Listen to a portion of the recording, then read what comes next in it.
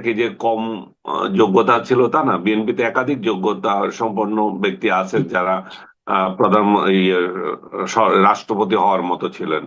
সেই জায়গায় বিএনপি যাকে চয়েস করছে তিনিও ভালো ভালো মানুষ, আচ্ছা, ভালো লোক, এখানে ভালো আরেকটা জনপছন্দ। প্রশ্ন এখানে আরেকটা প্রশ্ন কিন্তু এসেই যাচ্ছে, সেটা হলো যে মির্জা ফখরুল ইসলাম আলমগীর যদি প্রেসিডেন্ট হন এবং হবেন আর ধারণা করা যায়, কারণ হ্যাঁ, আমাদের ভোটের বিপুল ব্যবধান, তাহলে একসঙ্গে কিন্তু তিনটা পদ খালি হচ্ছে। প্রথমত দলের সেক্রেটারি পদটা খালি হচ্ছে, মহাসচিব পদটা, সেখানে কে আসবে এটা যেমন একটা প্রশ্ন। আরেকটা প্রশ্ন হলো যে স্থানীয় সরকার মন্ত্রণালয়ের মন্ত্রী ছিলেন তিনি, সেই পদটাও খালি হচ্ছে। পাশাপাশি ওনার এলাকা উনি একজন এমপি ছিলেন, সেই এলাকার এমপি পদটাও কিন্তু খালি হচ্ছে। তিনটা পদ কিন্তু একসঙ্গে একটা শূন্যতা তৈরি হচ্ছে। এই তিনটা পদে কিন্তু বিএনপিকে পূরণ করতে হবে এবং এটা নিয়েও নানা আলোচনা কিন্তু চলছে। আমার ধারণা সেই আলোচনাগুলো আপনিও জানেন। তো এটা নিয়ে আপনি কি বলবেন, যে কিভাবে কি হলে, কি আলোচনা শুনছেন অথবা আপনি কি ভাবছেন, কিভাবে হলে আমাদের জন্য ভালো হয়, দেশের জন্য ভালো হয়? প্রথমে আসি, উনি তো মহাসচিব, সেই পোস্টটা নিয়ে। মহাসচিব পোস্ট বিএনপি কাকে দেবে আমি জানি না। তো দুইজনের নাম আমি শুনতে পাচ্ছি, সালাউদ্দিন আহমেদ এবং রিজভী আহমেদের কথা। দুইজনেরই ডেডিকেশন আছে। এখন বিএনপি ভালো বুঝবে যে তার নেতা কর্মীদের সঙ্গে কার সম্পর্ক সবচেয়ে নিবিড়।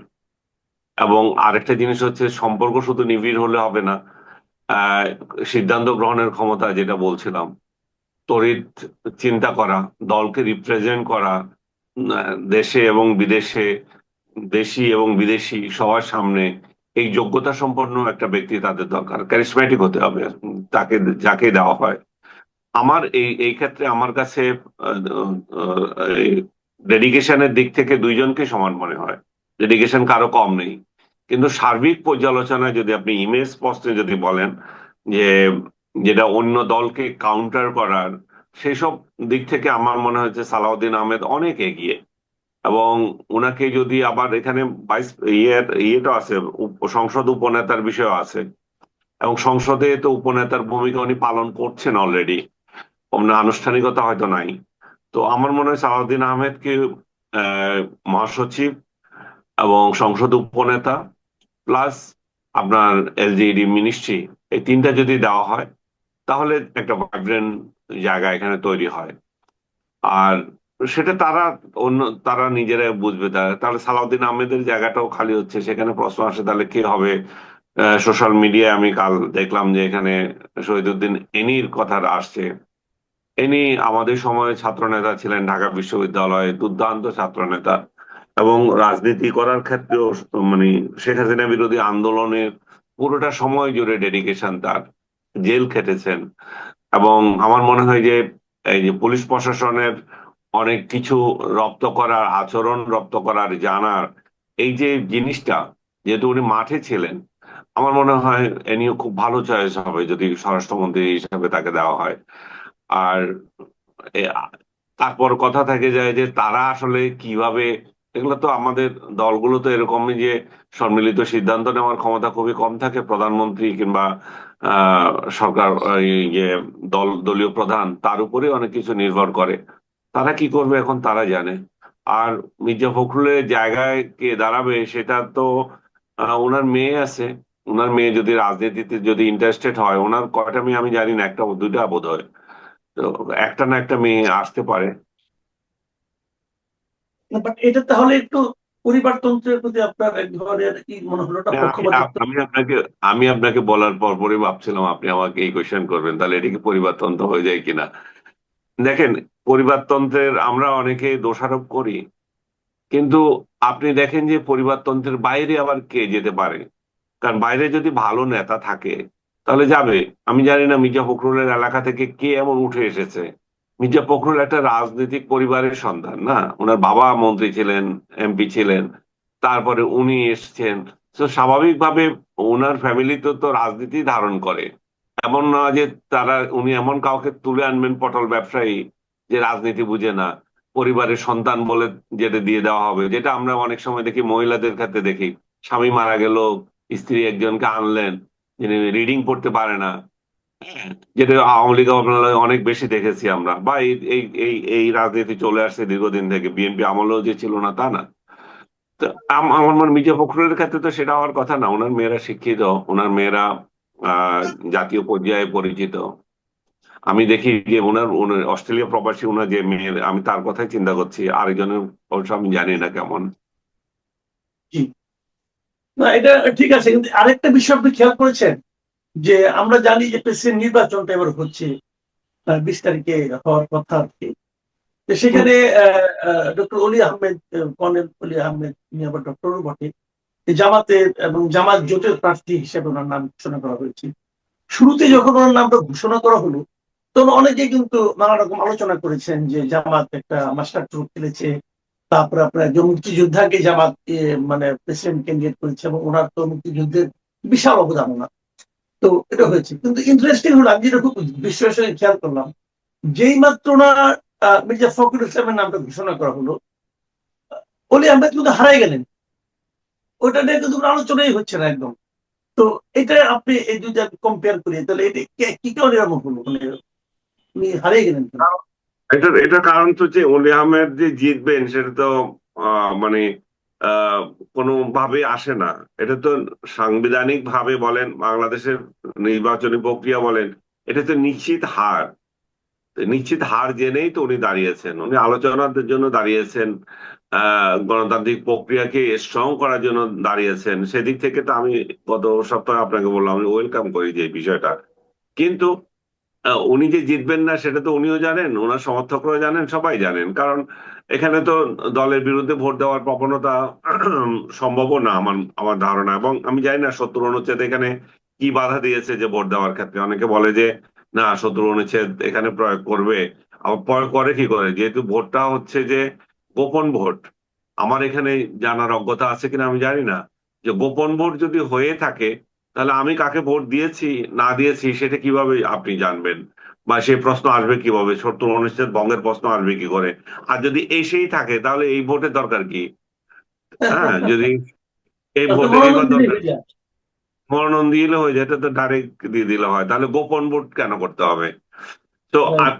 সেদিকে ইভেন ভোট যদি হয়েও থাকে, গোপন ভোট হয়েও, গোপন ভোটে একেবারে মানে কঠিন ভাবে হয়ে থাকলেও আমাদের জেতার সম্ভাবনা মোটেই না। কারণ এত সদস্য, বিএনপির এত সদস্য থাকার সত্ত্বে, আর ওনাদের মনে করেন 80 জনের মতো সর্বোচ্চ হবে সবগুলো মিলিয়ে, জামাত এবং 70 ভোট আদার্স। পাবেন, আমি হিসাব করে দেখেছি যে তারা 90টা ভোট পাবে, না আমার হিসাব বলে আর কি। আর হ্যাঁ, কিন্তু একটা মহিলা কথা, মহিলা এই আলোচনাটা কিন্তু মহিলার হতো না, বেশি। বুঝছেন? এই হুম? আলোচনাটা এত দূর আসতো না যদি না মানে সংসদের চিফ হুইপ, বিএনপি হ্যাঁ, দলীয় যে chief whip আছে, উনি যদি ওই কথাটা না বলতেন যে ভোট বিপক্ষে ভোট দিলে সংসদ সদস্য পদ থাকবে না, এই কথা বলাতেই মনে হয় একটা মানে একটা বিতর্কটা তৈরি আপনি হয়েছে। আপনি ঠিকই বলেছেন। আমি ওনাকে এটা কোশ্চেন করেছিলাম, তাহলে কি আপনি চিন্তা করছেন যে এই হুম। এই যে সংসদ নির্বাচন যেটা অনুষ্ঠিত হতে যাচ্ছে সেখানে ভোট কেনার সম্ভাবনা আছে? জামাতের বিরুদ্ধে হুম। অভিযোগ যে জামাত সংসদ নির্বাচনের সময় ভোট কিনেছিল, তাহলে এখন রাষ্ট্রপতি নির্বাচনেও কি ভোট কিনবে নাকি? তো ভোট কেনার প্রশ্ন যদি না থাকে, তাহলে এই আশঙ্কা কেন? তো উনি কি জবাব দিলেন? না, উনি তো কোনো জবাব নাই। উনি তো এই নিয়ে কোনো সাংবাদিকদের কিছু বলছেন না, আমি তো বড় নাই, আমি ফেসবুকে লিখেছিলাম ওনার ছবি টবি দিয়া। আচ্ছা আচ্ছা আচ্ছা, দেখুন, আমার মনে হয় যে এটাই কারণ, এই যে উনি এই জন্য হয়তো বলছেন। আমার মনে হয় ওনার বলাটা আমার কাছে ভালো লাগেনি আর কি, যে এই প্রশ্নটা উনি এই ধরনের হুমকিটা উনি কেন দিলেন, এটা আসলে আমি বুঝতে পারি। যাই হোক, আমরা আসলে আজকে আলোচনাটা এই প্রেসিডেন্ট নির্বাচন নিয়ে সীমাবদ্ধ রাখতাম, যদিও আমরা জানি যে আমাদের দেশে প্রেসিডেন্টের হাতে কোনো ক্ষমতাই নেই, কিন্তু আমরা এটাও জানি যে সংবিধান সংশোধন হতে যাচ্ছে, হয়তো প্রেসিডেন্টের ক্ষমতা একটু বাড়ানো হবে। তো প্রেসিডেন্টের ক্ষমতা নিয়ে আপনার কোনো বক্তব্য থাকতে বলেন, এটা বলে আমরা আলোচনা শেষ করব। সংবিধান সংশোধনী যে বিষয়টা আছে সেখানে তো উপরাষ্ট্রপতির কথাও বলা হয়েছে। আপনি দেখবেন এই যে চার জোটে এই দলগুলো যে জুলাই সনদ করছে সেখানে উপরাষ্ট্রপতিও আছে। আমি জানি না, যেখানে রাষ্ট্রপতিরই কোনো মানে ওই ধরনের কোনো অ্যাক্টিভিটিস নাই, সেখানে আবার উপরাষ্ট্রপতির কি প্রয়োজন দেখা দিল? আর আহ, সেই এবং সংসদ উপনেতা হওয়ার বিধান আছে, কিন্তু সেই উপনেতা নাই। এই এই সমস্ত বিষয়গুলো আমাকে ইয়ে করে। আপনি জনগণের কথা যদি আমরা আজকে আলোচনায় আসতে চাই, আমার তো মনে হয় যে বিদ্যুৎ গ্যাসের যে বিষয়টা সেটা আপনার একটু বলা উচিত, কারণ বিদ্যুৎ এবং গ্যাসের যে পরিস্থিতি সৃষ্টি হয়েছে সেটা আজকে আমি পত্রিকায় দেখলাম। জিনিসটা বলা হয়েছে। আমি কয়েকদিন আগে, 4 দিন আগে একটা টক শোতে আমি বলেছি, ইয়েস, বাংলাদেশে পাকিস্তানের চেয়ে জঙ্গি অনেক বেশি। পাকিস্তানের একটা পার্লামেন্ট সিট জামাত পায় কিনা জানি না, কিন্তু বাংলাদেশের 70টা সিট তারা পেয়ে ফেলে। কাজে তাদের আস্ফালন পাকিস্তানের চেয়ে বেশি, জঙ্গি পাকিস্তানিদের চেয়েও। এবং জঙ্গিদের এটা হলো একটা সাংঘাতিক ধরনের ফিল্ড, যে ফিল্ডে তারা জঙ্গিবাদ এবং সাম্প্রদায়িকতা না শুধু, তারা সমস্ত কিছু এইখানে চালাতে পারে। এই দেশটাকে আফগানিস্তান করার জন্য তারা প্রস্তুতি নিচ্ছে।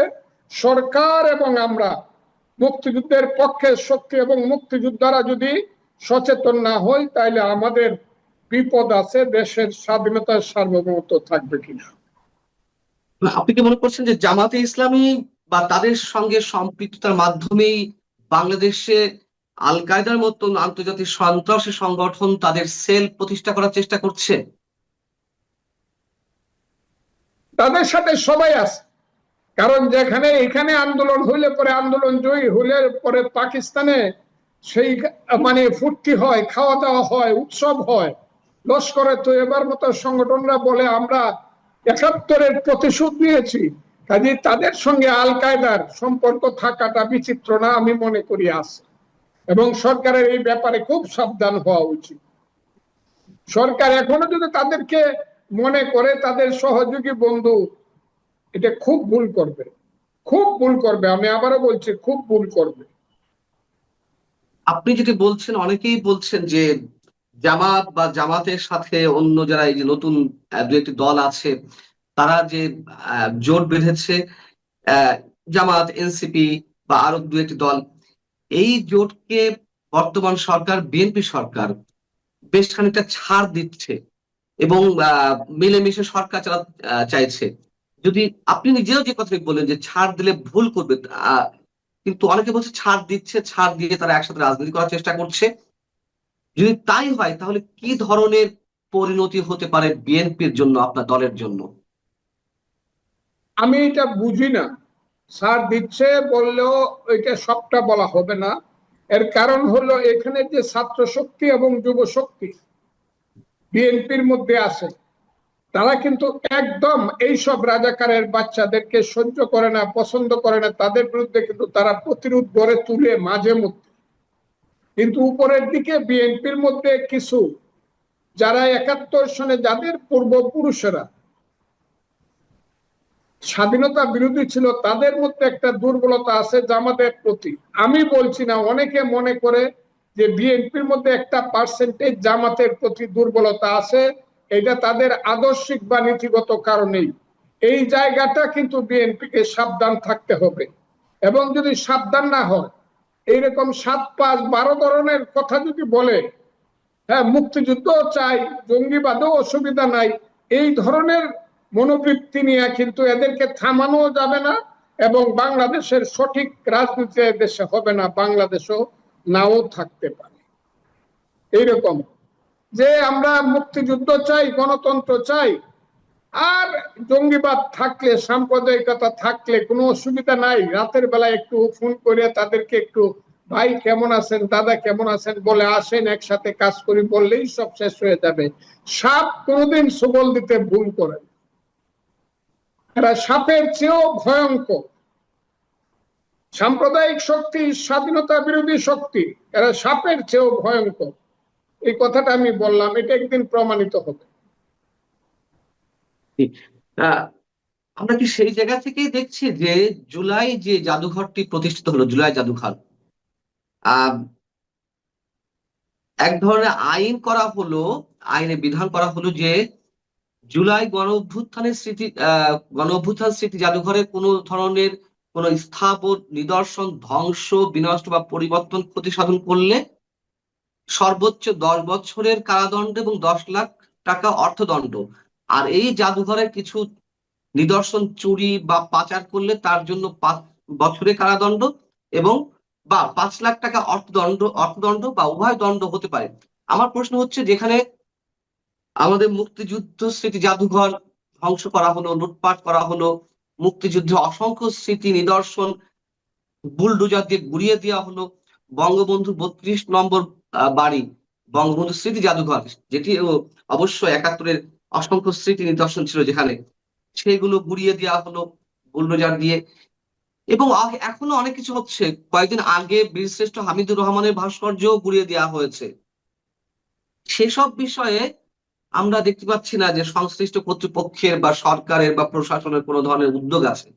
যেখানে আমাদের মুক্তিযুদ্ধের নিদর্শন ধ্বংস করা হচ্ছে সে বিষয়ে কোনো প্রশ্ন নেই, কিন্তু জুলাই স্মৃতি জাদুঘরের কিছু হলে তার জন্য 10 বছরের কারাদণ্ড, 10 লাখ টাকা অর্থদণ্ড ইত্যাদি ইত্যাদি ঘোষণা করা হচ্ছে। এটি কিসের আলামত? এই ধরনের কোনো আইন বা সার্কুলার দিয়ে কোনো প্রতিষ্ঠান বা কোনো দর্শনীয় স্থান রক্ষা করা যাবে, তাহলে বোঝা গেল যে এদের মধ্যেই দুর্বলতা আছে, জাদুঘরের মধ্যেই দুর্বলতা আছে। অর্থাৎ জাদুঘরটা এটা সার্বজনীন না, এবং সার্বজনীন ভাবে মানুষ এটাকে স্বীকারও করে না। এই দুর্বলতাকে হয়তো বা এই আইনটা করা হয়েছে। আমি জুলাই জাদুঘর সম্পর্কে বেশি বলতে চাই না। The time will come and the time will answer in time. July জাদুঘর কতদিন, কিভাবে, কতটুকু মানুষ গ্রহণ করবে না করবে, ইতিহাস সেটা বলবে, একটু অপেক্ষা করতে হবে।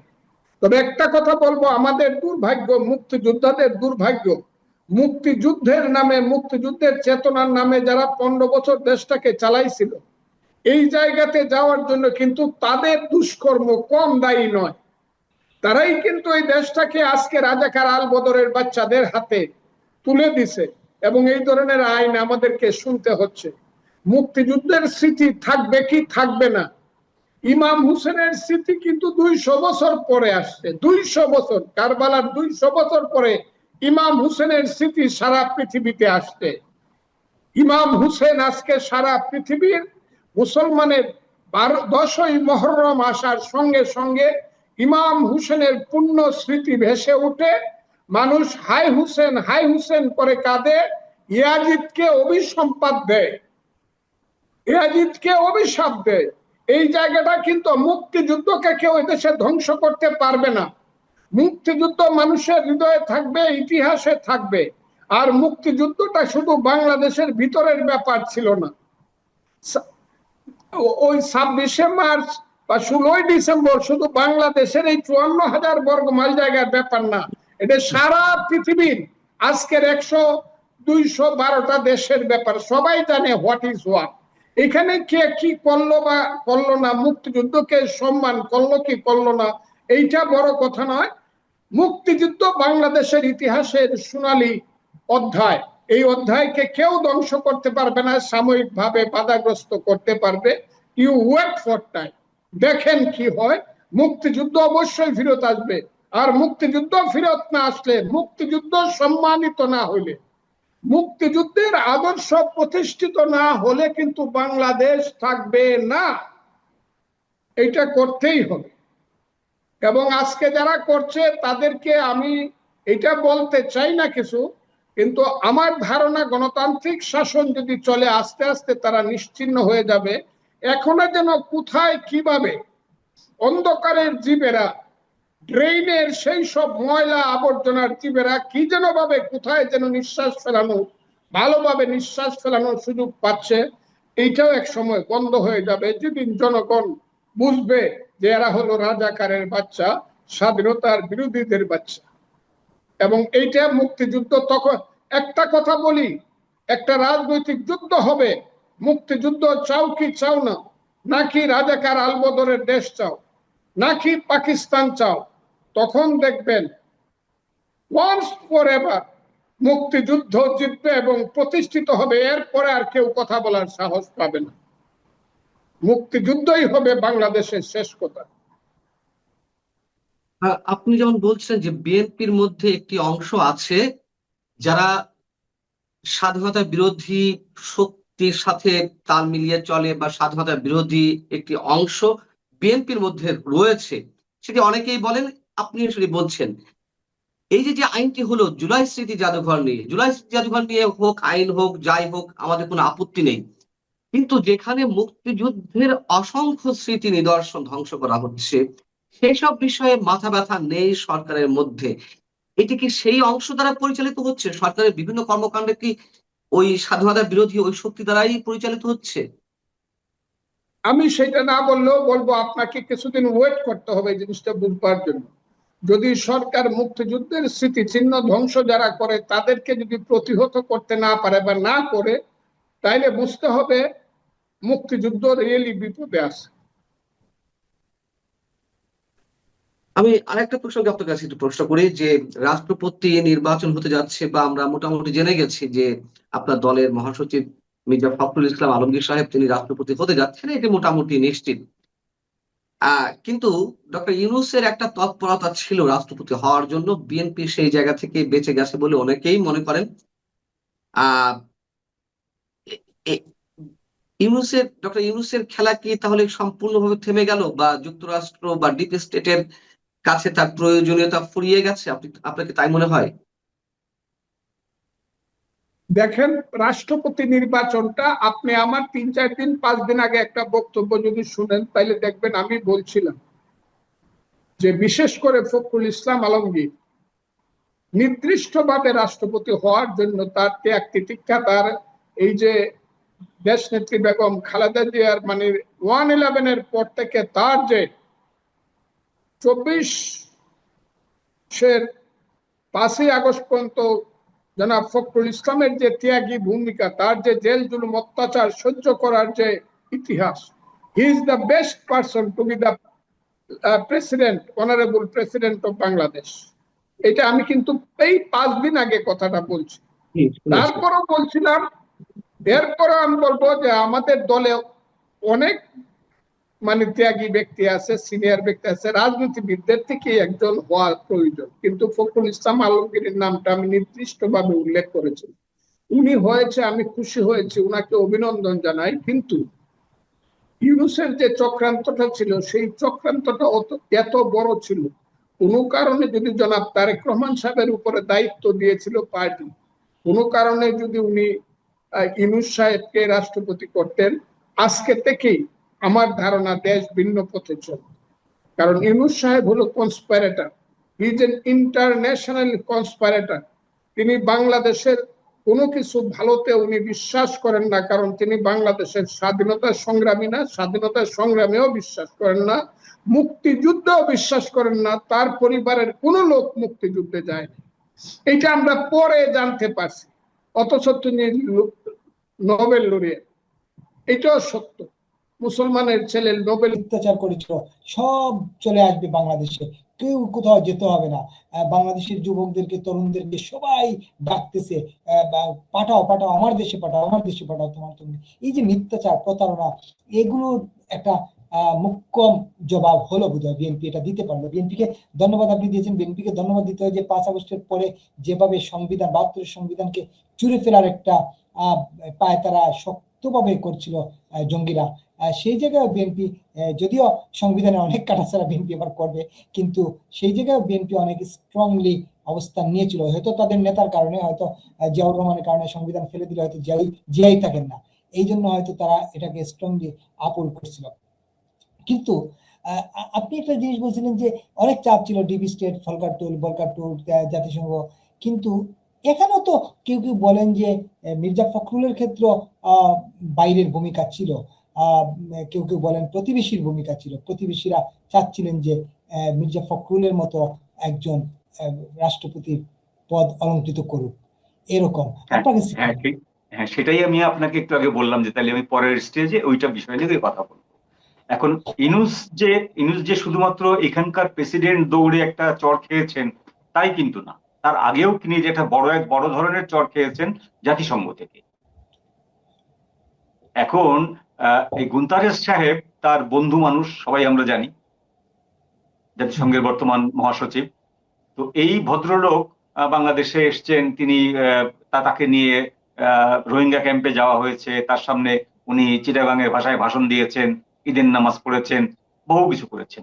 এবং তিনি যাওয়ার আগে তার সাথে এমন একটা সখ্যতা ইউনূস করেছিল যে তিনি তার যাওয়ার পরেই পরেই ইউনূস মহাসচিব হচ্ছেন, এরকম একটা ব্যাপার। তো চরটা কখন খেলেন উনি? কারণটা হচ্ছে কি যে বাংলাদেশের মিডিয়া ইউনূসের ব্যাপারে 2 বছর কানে তুলো, চোখে ঠুসি এবং মুখে সেলাই, এই 3 অবস্থায় থাকলেও বিশ্ব মিডিয়া থাকেনি, তাই না? বিশ্ব মিডিয়াতে ইউনূসের সমস্ত কেলেঙ্কারিগুলো কিন্তু ফাঁস হয়েছে এবং নোবেল লরিয়েট হিসাবে পৃথিবীতে প্রায় 150 নোবেল লরিয়েট ইউনূসের কারণে লজ্জিত হয়েছে। আমরা এমন রিপোর্টও দেখেছি যে প্রায় 150 নোবেল লরিয়েট ইউনূসের যে নোবেল প্রাপ্তি এটা নিয়ে তারা নিজেরা মর্মাহত হয়েছেন যে একজন নোবেল লরিয়েট কি করে এত গণবিরোধী সিদ্ধান্ত নিতে পারে, এত গণবিরোধী এবং এত অত্যাচারী ভূমিকা নিতে পারে এবং এত প্রতিহিংসা পরায়ণ হতে পারে এবং এত নির্লজ্জভাবে নিজের স্বার্থ হাসিল করতে পারে এবং এত নির্লজ্জভাবে নিজের অর্থকড়ির ভান্ডার গড়ে তুলতে পারে রাষ্ট্রীয় ক্ষমতা ব্যবহার করে। এটি কিন্তু নোবেল লরিয়েটরাও কিন্তু এই বিষয়ে উচ্চবাচ্য করেছেন। তারপরেও ইউনূসের বেহায়া মানুষ, তার লজ্জা ছিল না। তিনি মনে করেছিলেন যে ওই যে 10 জন যে ক্যাটাগরিতে আছে, 10 জনকে লাস্ট সিলেকশনে আছে, তার ভিতরে আমার নাম ঢোকানো হবে। মজার ব্যাপার হচ্ছে যে বাংলাদেশে 18 কোটি মানুষ, 1 কোটি মানুষের যে দেশ, সেরকম দেশের লোকও কিন্তু ওই 10 জনের তালিকায় ছিল, ইউনূসের নাম ছিল না। ইউনূসের নাম কেউ প্রস্তাব করেনি, এমনকি গুতারেসও করেনি। তিনি তো প্রস্তাব করতে পারেন, তার তো একটা শক্তিশালী ভোট আছে, নিজস্ব ভোট, তিনিও কিন্তু করেননি। তো এই জায়গাটায় ইউনূস প্রথম চড়টা খেয়েছে এবং এই চড় খাওয়ার সময় তার ক্লিনটন ফাউন্ডেশন তাকে কাঁচকলা দেখিয়েছে। ক্লিনটন ফাউন্ডেশন এই ব্যাপারে বিন্দু পরিমাণে কোনো ভূমিকা নেয়নি জাতিসংঘের ব্যাপারে। ওই থাপ্পড়টা খাওয়ার পরে, ওই থাপ্পড়টা যদি উনি বাম গালে খেয়ে থাকেন, তারেক রহমানের কাছে এসে উনি ডান গালের একটা থাপ্পড় খেলেন। এখানে যদিও উনি তার বসংবদ সাংবাদিক এই ডাস্টবিনকে দিয়ে উনি বলিয়েছিলেন যে আমি ইচ্ছুক না, আমি প্রেসিডেন্ট হতে ইচ্ছুক না, স্যার প্রেসিডেন্ট হতে চান না, এটা বলেছিলেন, কিন্তু আমরা জানি তিনি ভয়ঙ্কর রকম লোভী মানুষ। তিনি 1 পয়সার জন্য পানিতে নামতে রাজি আছেন এবং তিনি মানে যেভাবে তার 666 কোটি টাকা মওকুফ করেছেন, এটা পৃথিবীর সবচেয়ে নির্লজ্জতম ব্যক্তিও এভাবে করবে না।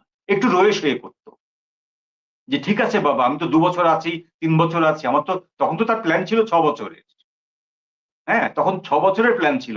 তো ঠিক আছে বাবা, তুমি 6 বছরের প্ল্যান তোমার, তুমি 1 বছর পরে কাজটা করো, থিতু হয়ে একটু কষ্ট করো না।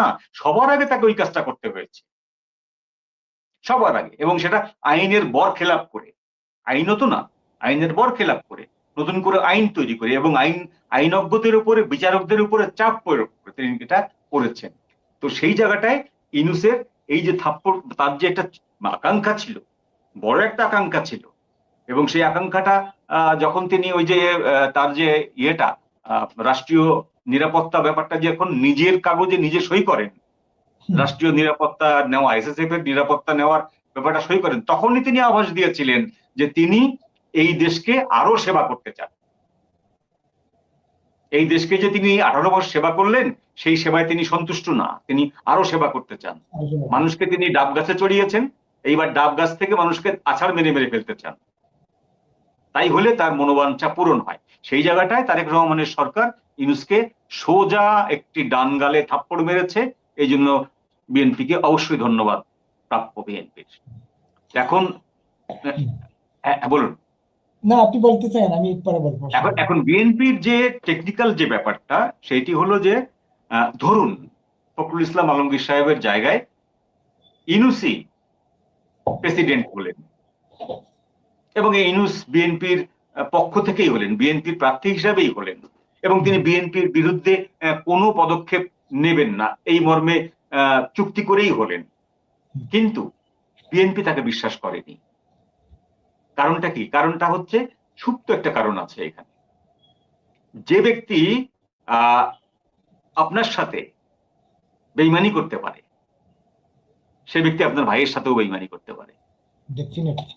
আপনার ভাই আর আপনি চরম শত্রু, কিন্তু আপনার সাথে বেইমানি করেছে, তার মানে আপনি ধরে নেবেন যে আপনার ভাইয়ের সঙ্গে সখ্যতা রাখবে না, সে তার সাথেও বেইমানি করতে পারে।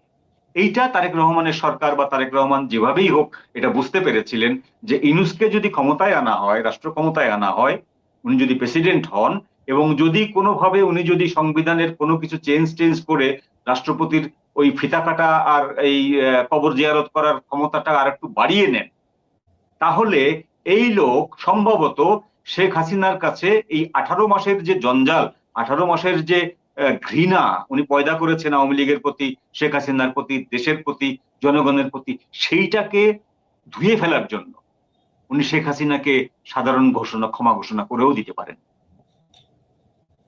আচ্ছা, উনি যে পাপ করেছিলেন 24 আগস্ট থেকে 8 আগস্ট থেকে একেবারে ফেব্রুয়ারির 12 তারিখ পর্যন্ত, সেই সমস্ত পাপ মুছে ফেলার জন্য উনি দেখা গেল এক ঘোষণা বলে শেখ হাসিনাকে বললো আপনি মার্সি পিটিশন করেন, মার্সি পিটিশন করলো শেখ হাসিনা, উনি মার্সি পিটিশনে সই করে শেখ হাসিনাকে মওকুফ করে দিলেন। এই কাজটি করে দিয়ে উনি আওয়ামী লীগের সমস্ত লোকের কাছে হঠাৎ করে পীর সাহেব হয়ে গেলেন। হতে পারে না এরকম? হতেই পারে, 360 ডিগ্রি উল্টে গেল সব। ঘুরতেই পারে, কারণ যে এই ব্যক্তির তো কোনো লয়ালিটি নাই, না, এই ব্যক্তির কোনো স্ট্যাবিলিটি নাই, এই ব্যক্তি যা খুশি করতে পারে। তো সে মনে করলো যে আমি 18 মাসে যে পাপ কামিয়েছি সেই পাপ ধোয়ার জন্য আমরা যেমন মুসলমানরা পাপ করার পরে আমরা হজ করতে যাই, আমরা হজ করে এসে মনে করি যে আমাদের পাপ মোচন হয়ে গেছে, তাই না? তো ওইরকম উনি 18 মাস পাপ করে এই শেখ হাসিনার মার্সি পিটিশনটাকে সই করে উনি সেই হজ করার মতন একটি পুণ্য করে ফেলতে পারেন।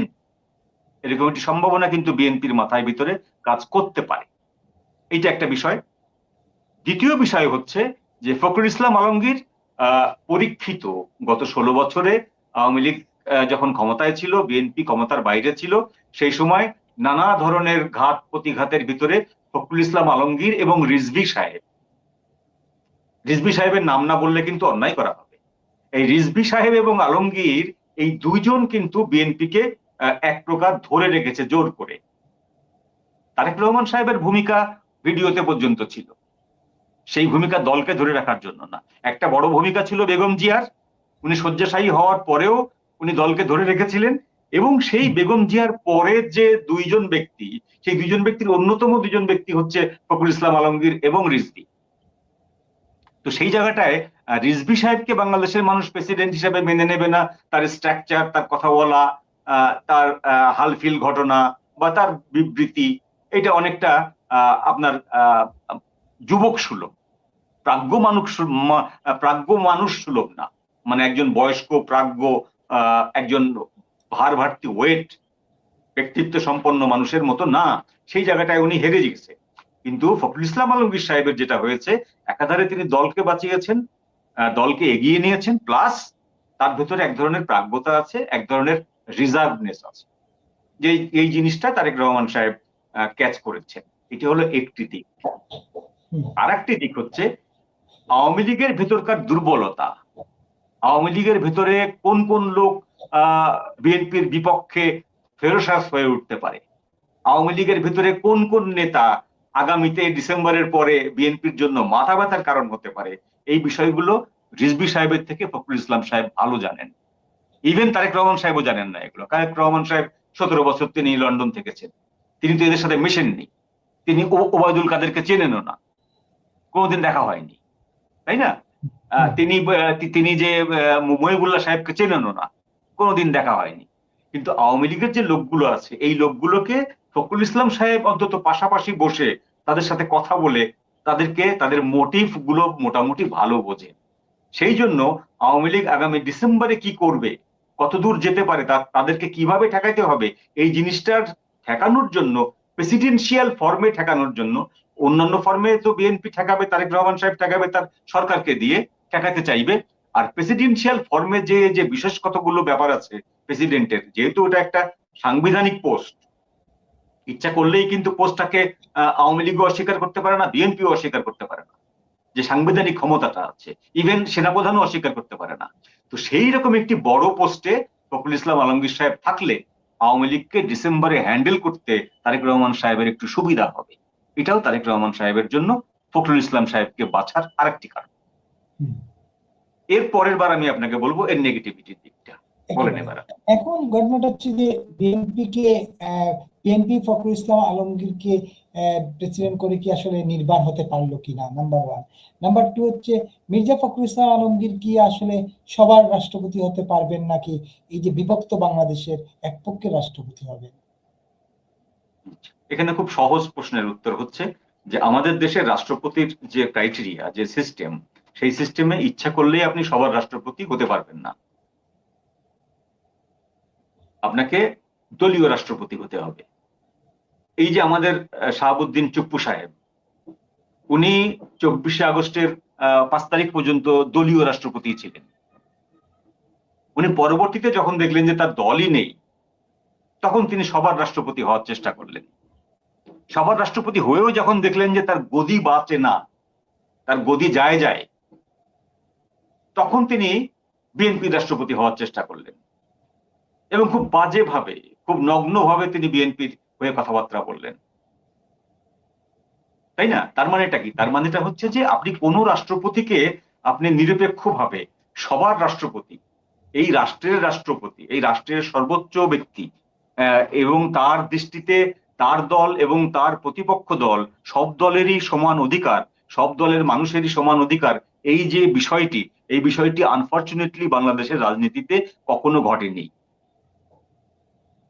তবে হ্যাঁ, এর ভিতরে যারা অতিরিক্ত ভদ্রলোক, যেসব ব্যক্তি রাষ্ট্রপতি হয়েছেন, যারা অতিরিক্ত ভদ্রলোক, তারা কিন্তু প্রতিপক্ষের উপরে কখনো চড়াও হননি। যেমন একজনের নাম বলতে পারি আমি, জিল্লুর রহমান। জিল্লুর রহমানের আমলে কিন্তু বিএনপি এমন কোনো অভিযোগ করতে পারেনি যে রাষ্ট্রপতি আমাদেরকে এই জিনিসটা আমাদেরকে করতে দেয়নি, বা এই জিনিস আমাদের উপরে ধমক দিয়েছে, বা রাষ্ট্রপতি আমাদেরকে দেখা করেননি, বা আমক করেননি, তমক করেননি। একটি অভিযোগও কিন্তু রাষ্ট্রপতির বিরুদ্ধে বিএনপি জিল্লুর রহমানের সময় করতে পারেননি। কিন্তু যদি আমরা ধরি ইয়াজউদ্দিন আহমেদ, 2006 সাল থেকে 2008 সাল পর্যন্ত ইয়াজউদ্দিন আহমেদের, 2004 সাল থেকে 6 সাল পর্যন্ত ইয়াজউদ্দিন আহমেদের যে কর্মকাণ্ড, উনি তো রাষ্ট্রপতি হিসাবে ছিলেন না, উনি ছিলেন প্রধানমন্ত্রীর ব্যাটম্যান হিসাবে, কোট আনকোট। প্রধানমন্ত্রীর একজন সহকারী হিসাবে উনি নিজেকে সবসময় কল্পনা করতেন। তাহলে এই কথাটা আমরা বলতে পারি না যে বাংলাদেশের রাষ্ট্রপতি যেই হন না কেন তিনি সকল মানুষের রাষ্ট্রপতি হবেন। এটা হওয়ার সুযোগ বাংলাদেশের রাজনীতিতে কেউ দেয় না। বিএনপি দেয়নি, আওয়ামী লীগ দেয়নি, জাতীয় পার্টিও দেয়নি, কেউ দেয়নি। জাতীয় পার্টি তো সংসদীয় সরকারই ছিল না, তারা প্রেসিডেন্সিয়াল সরকার ছিল। তো আজকে ফখরুল ইসলাম সাহেবের পক্ষে সর্বদলীয় রাষ্ট্রপতি হওয়া সম্ভব না। আপনার আরেকটা প্রশ্ন জানি কি ছিল, আরেকবার রিপিট করবেন। আরেকটা ছিল যে বিএনপির রাষ্ট্রপতি হিসেবে তিনি, বিএনপির মনোনীত রাষ্ট্রপতি হিসেবে তিনি ইয়ে করবেন কিনা, রোল প্লে করবেন কিনা, এই আচ্ছা। একটা ব্যাপার। আর সবার যেটা বললাম, যেটা উত্তর আপনি দিলেন, সবার রাষ্ট্রপতি তিনি হতে পারবেন না। সবার রাষ্ট্রপতি তো হতে পারবেন না, তবে বিএনপির একটা সংকট কিন্তু রয়ে গেল, একটা হিডেন সংকট কিন্তু বিএনপির রয়ে গেল। সেই হিডেন সংকটটা হচ্ছে যে ভয়ে ইউনূসকে নেওয়া হলো না, সেই একই কাজ কিন্তু ফখরুল ইসলাম আলমগীর সাহেবও করতে পারেন। ফখরুল ইসলাম আলমগীর সাহেবের উপরে যে অভিযোগটি আছে জনগণের, যে কাদা লাগিয়ে দেওয়া হয়েছে, বা মানে বাস্তবিকভাবে কাদাটা লেগে আছে, যে তার বাবা যদিও লিস্টেড রাজাকার ছিলেন না, আওয়ামী লীগের আমলের যে রাজাকারদের লিস্ট ছিল সেই লিস্টে কিন্তু তার বাবার নাম ছিল না, কিন্তু তার বাবা যে রাজাকার এটা তো স্থানীয়ভাবে প্রতিষ্ঠিত, স্থানীয় সবাই জানেন, ঠাকুরগাঁয়ের সবাই জানেন। তো সেই যে দাগটা, সেই দাগটাকে মুছে তিনি একজন মুক্তিযুদ্ধের পক্ষের লোক, তিনি এই দেশের স্বাধীনতার পক্ষে একজন সেনানী এবং দেশের সর্বোচ্চ ব্যক্তি হিসাবে তিনি মোটামুটি নিরপেক্ষ, তিনি দলের নিরপেক্ষ থাকার সুযোগ না থাকার পরেও তিনি নিরপেক্ষ হতে চাইছেন, এইরকম একটি মনোভাব যদি তিনি দেখিয়ে বসেন, তাহলে সেইটা আগামী ডিসেম্বরে বাংলাদেশের রাজনীতিতে যে উথাল পাথাল শুরু হতে যাচ্ছে, যে টানাপোড়েন শুরু হতে যাচ্ছে, সেই টানাপোড়েনে তিনি হুবহু তারেক রহমান সাহেবের কথা ফলো করবেন, এই মর্মে তারেক রহমান সাহেব নিশ্চয়তা পেয়েছেন। কিন্তু আমার কাছে মনে হয় যে এই নিশ্চয়তাটা কংক্রিট না, একেবারে কংক্রিটের মতো শক্ত নিশ্চয়তা না। তিনি যে কোনো সময়ে তিনি বলেই বসতে পারেন যে আইনের বাইরে আমি কিছু করতে পারবো না।